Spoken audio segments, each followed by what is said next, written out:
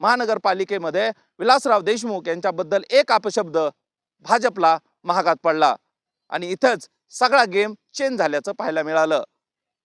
लातूर महानगरपालिका निवडणुकीचे कौल हाती आलेले आहेत। काँग्रेस आणि वंचित बहुजन आघाडीने इथं स्पष्ट बहुमत मिळालेलं आहे। 43 जागा या काँग्रेसच्या आलेल्या आहेत, तर वंचित बहुजन आघाडी 4 जागेंवरती जी आहे ती विजयी झालेली आहे। भाजपला 22 जागा मिळालेल्या आहेत, तर राष्ट्रवादी काँग्रेस अजित पवार गट जे किंग मेकर होऊ अशा पद्धतीने वल्गना केल्या, त्यांना मात्र 1 जागेवरती समाधान मानावं लागलंय। नमस्कार, मी विष्णू बुर्गे आणि मी सांगणार आहे लातूर मधल्या निवडणुकीची, महानगरपालिकेच्या निवडणुकीमध्ये झालेल्या सगळ्या विजयाची इनसाइड स्टोरी। लातूर महानगरपालिकेचे निवडणुकीचे काल मतमोजणी झाली आणि यामध्ये काँग्रेसनं विजय मिळवल्याचं पाहायला मिळालं। लातूर महानगरपालिकेच्या निवडणुकीमध्ये सुरुवातीला भाजप विरुद्ध काँग्रेस असा थेट संघर्ष झाल्याचं पाहायला मिळालं। सुरुवातीला भाजप आघाडीवर असल्याचं चित्र पाहायला मिळालं आणि त्यावेळेस सगळ्या जे मोठे राजकीय नेते होते भाजपचे, त्यांनी 50+ चा नारा दिला। संभाजी पाटील निलंगेकर, अजित पाटील, खवेकर यांच्यासह सगळ्यांनीच 50+ जागा भाजपच्या येतील असं सांगायला सुरुवात केली आणि त्या दिशेने देखील भाजपनं वाटचाल केल्याचं पाहायला मिळालं। काही दिवसानंतर रवींद्र चव्हाण यांचा लातूर जिल्हा दौरा झाला आणि प्रदेशाध्यक्ष जे भाजपचे आहेत ते लातूरला आले आणि विलासराव देशमुख यांच्याबद्दल त्यांनी अपशब्द वापरले। लातूर मधील जे आहे विलासरावांची आठवण पुसली जाईल अशा पद्धतीचं त्यांचं बोलणं हे त्यांच्या भाजपच्या अंगलट आल्याचं पाहायला मिळालं आणि भाजपनं पहिला सेल्फ गोल त्याच ठिकाणी केला आणि काँग्रेस जी बॅकफूटवर होती ते फ्रंट फूटवर येऊन खेळायला सुरुवात झाली। अनेक पोस्टर वार झाले आणि पोस्टर वार मध्ये देखील काँग्रेसनं पहिल्यांदाच आक्रमक पद्धतीने प्रचाराला सुरुवात केली। भाजपमध्ये देखील मोठ्या प्रमाणात बंडाळी पाहायला मिळाली। अर्चना पाटील चाकूरकर यांचे अनेक समर्थक हे नाराज असल्याचं पाहायला मिळालं आणि त्यातूनच भाजपला दुसरा मोठा धक्का पाहायला मिळाला। कारण ज्यावेळेस तिकीट वाटपाचा सगळा हा कार्यक्रम झाला, यामध्ये अनेक समर्थक हे नाराज झाल्याचं पाहायला मिळालं। तिसरा महत्त्वाचा मुद्दा यामध्ये जी नाराजी भाजपच्या अंतर्गत गोठातली पाहायला मिळाली, त्यामध्ये बंडखोर अनेक जण पाहायला मिळाले। अनेक जणांनी बंडखोरी केली। जे तिकीट न मिळाल्यामुळे भाजपचे निष्ठावंत आहेत अशांनी आघाडीच ओपन केली आणि त्याचा फटका देखील भाजपला थेट पाहायला मिळाला आणि त्यामुळे भाजपला केवळ 22 जागांवर समाधान मानावं लागलं। काँग्रेस आणि वंचित बहुजन आघाडीचा पहिला प्रयोग महाराष्ट्रातील लातूरमध्ये यशस्वी झाल्याचं देखील समोर आलेलं आहे।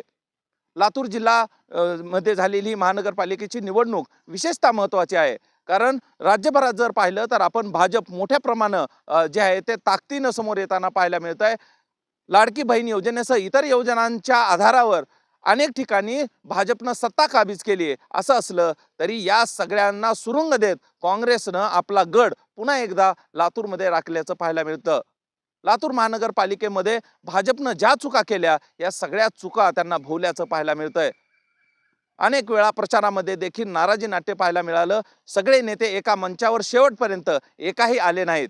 लातूर महानगरपालिकेमध्ये पॉकेट या सगळ्या नेत्यांचे तयार झाले आणि त्यामुळेच या सगळ्याचा तोटा भाजपला झाल्याचं पाहायला मिळालं। मात्र या उलट अनेक जण जे आहेत ते भाजपकडून 5 ते 7 लोक हे प्रचार यंत्रणेमध्ये होते। या उलट काँग्रेसकडून एकटे अमित देशमुख निवडणूक रिंगणात होते आणि 7 विरुद्ध हात असा थेट संघर्ष लातूरमध्ये पाहायला मिळाला।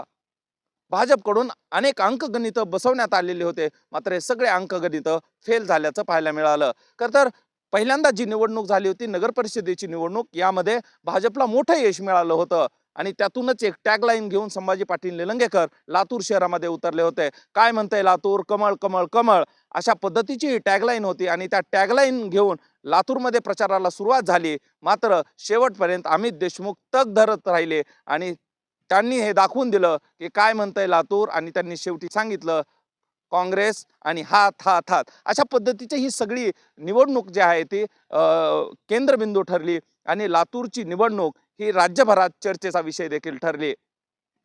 आता या सगळ्यानंतर भाजप पुन्हा एकदा कशा पद्धतीने उभारी घेणार आणि काँग्रेसला जो विजय मिळालेला आहे तो पुढे कसा टिकवणार हेही पाहणं महत्त्वाचं असणार आहे।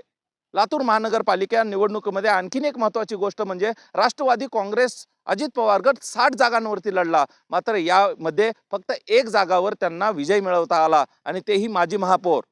खरं तर माजी महापौर यांच्या अट्टहासासाठी 60 जागा या ठिकाणी राष्ट्रवादी काँग्रेस अजित पवार गटानं लढवल्या, मात्र त्या सगळ्यांमध्ये देखील बेबनाव असल्याचं पाहायला मिळालं. अनेक नेते एकत्र येऊन कुठलीच भूमिका मांडत नव्हते आणि त्याचा परिणाम थेट झाला. अनेक ठिकाणी उमेदवार जर भाजप आणि राष्ट्रवादी काँग्रेसने एकत्र दिले असते तर भाजप आणि राष्ट्रवादी काँग्रेसची सत्ता देखील आली असती. मात्र या सगळ्या घडामोडीमध्ये भाजप, राष्ट्रवादी काँग्रेस, अजित पवार गटाची झालेली बंडाळी आणि त्याचा थेट फायदा हा काँग्रेसला मिळाला आणि लातूरमध्ये जे आहे ते हाताची पुन्हा एकदा म्हणजे पंजाची सत्ता आल्याचं पाहायला मिळालं. मागील काही दिवस लातूरमध्ये देखील भाजप अनेक ठिकाणी घोडदौड करत असल्याचं पाहायला मिळालं. मात्र लातूरमध्ये ही सगळी निवडणूक रंगतदार ठरली. वंचित बहुजन आघाडी आणि काँग्रेसचा फॅक्टर हा पुढे महाराष्ट्रात कसा चालणार यावर हे आपलं लक्ष असणार आहे. हा व्हिडिओ तुम्हाला आवडला असेल तर सर्वांना शेअर करा आणि चॅनलवर नवीन असाल तर चॅनल सबस्क्राईब करा. इथेच थांबूया. धन्यवाद.